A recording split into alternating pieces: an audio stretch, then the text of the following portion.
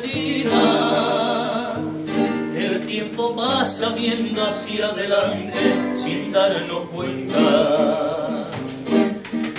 Los espejos de la aurora van peinando cara. Ya no tengo a quien dormir con la nenita. Ni llevar nadie al colegio, me comentaba preocupada. Ya no tengo con quien bajar al solecito de la plazoleta. Ya no tengo con quien charlar mientras jugueteaba con su bicicleta. Se está dejando en los estudios y se me pone a veces en rebeldía.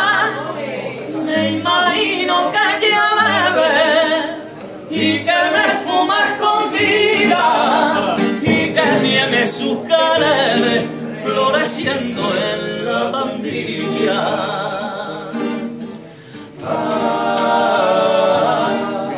Siempre con las carnes abiertas,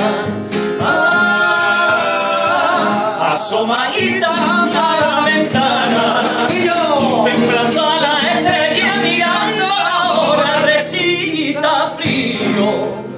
Ay, Dios mío de mi alma, ay, ¿dónde se habrá metido?